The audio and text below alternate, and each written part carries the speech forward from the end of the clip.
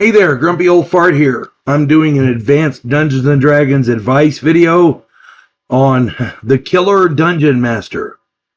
Before I get into this though, if you enjoy my content, it would really help me out if you could hit the like button, subscribe to my channel, share my content on all of your social media platforms, and post a comment or two. Remember, I welcome your comments, even if you disagree with me. And check me out over on Rumble for my political commentary and my weekly current events. If you enjoy a good book, check out my author page on Amazon.com. My pen name is H.L. Anderson. You can find all of my books there, including the tabletop role-playing game that I talk about on my channel all the time, Outlaw Trails. It's published. It's out there. Everybody can get it and play it now. I hope you get it, and I hope you enjoy it. It was designed to help new players get into tabletop role-playing. I made it as simple as I could possibly make it.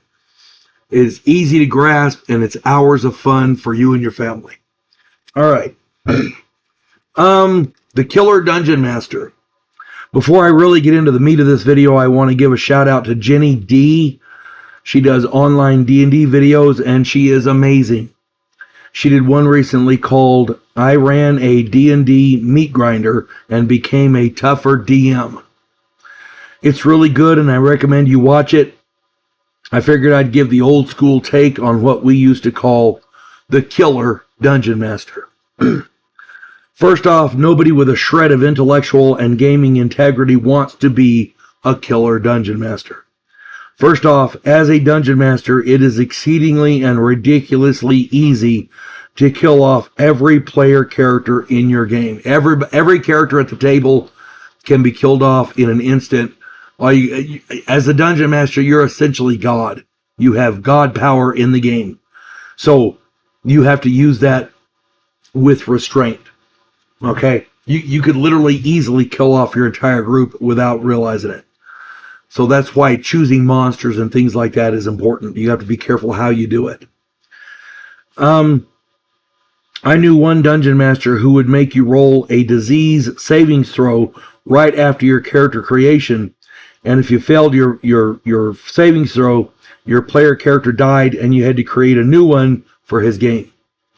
First level saving throws really suck. People were making up 2, 3, 4, 5, 6 characters at a time trying to get into his game. And after a while, I gave up and left. I think it was the first time that happened, I gave up and left, as I recall. I knew another Dungeon Master infamous for the rogue 1,000 hit die lightning bolt, which would hit player characters out of the blue when their player questioned him. I knew another Dungeon Master who enjoyed pitting low-level player characters against high-level monsters like dragons, liches, and in one particularly nasty scenario, a Tarrasque. We generally would have no choice but to tackle the beasts, and it would usually end in a total party kill. The infamous TPK. These are just a few examples, but you get what I mean. If all you want to do is have your players make up characters each game session, you're doing advanced Dungeons & Dragons wrong. Now, I used to attend game sessions where the Dungeon Master's objective was a total party kill. I only survived one of these. Those were fantastic. Of course, you have to understand that every player went into them with the knowledge that the Dungeon Master intended to try and kill off their player characters. They were not normal games. They didn't have a plot. They didn't have a... There was no character development. It wasn't role-playing. It was essentially a meat grinder. You go in, you're trying to survive to get to the end of the dungeon, and if you do, he usually handed out prizes. You know? I'm going to get to that in another video. At any rate, but that was the Killer Dungeons, okay? That was a long time ago. Now, it is very easy to die in advanced Dungeons & Dragons. In later editions, the game designers embedded ways to allow players to make their characters more survivable.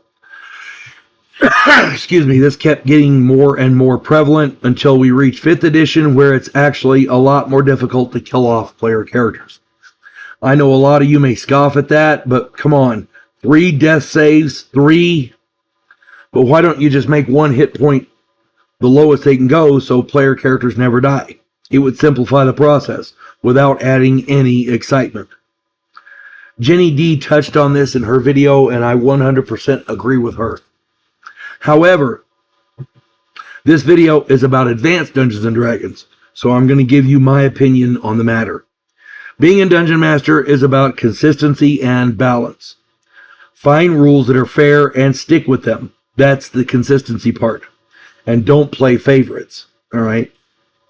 The balance part is a lot trickier. You need to know the limitations of both your players and their player characters. This is without a doubt the most important part. If you don't know what they're capable of, you don't know what they can handle.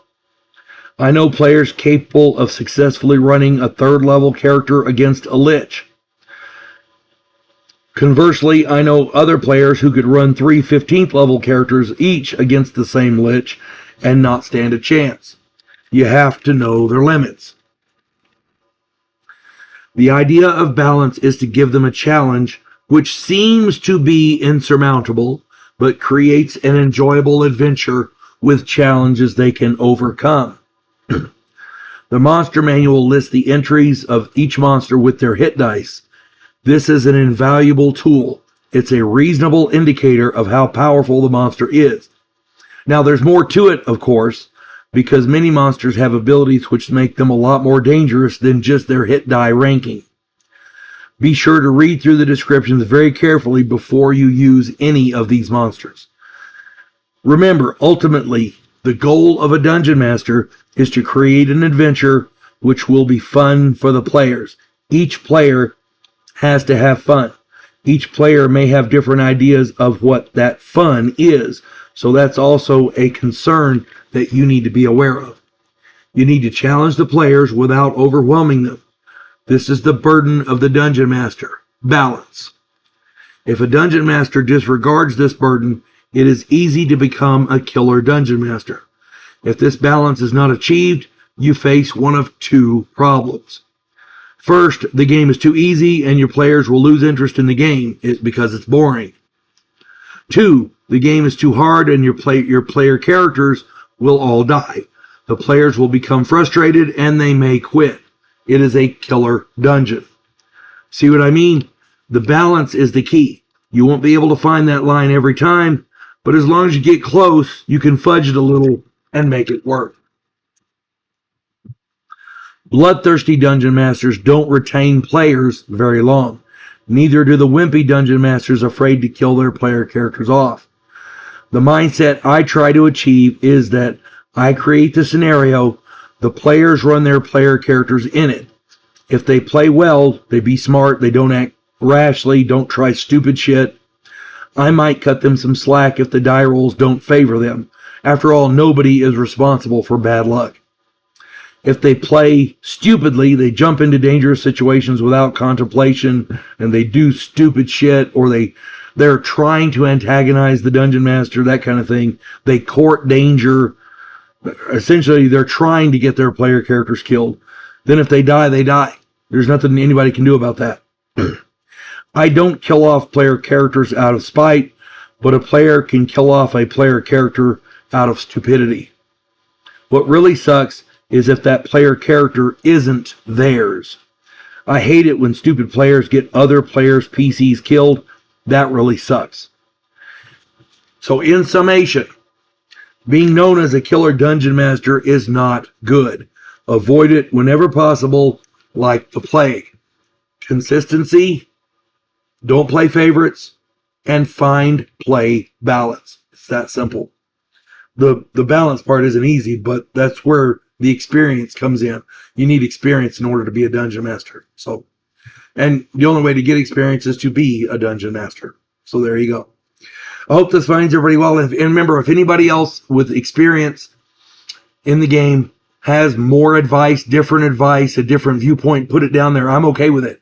These advice videos are about giving younger players, less experienced players, more information to run their games. It's about making the game more fun for them. And if you have a different take on it, put it down there. I'll be happy to read it. Anyway, hope this finds everybody well. You folks have a good one. God bless one and all.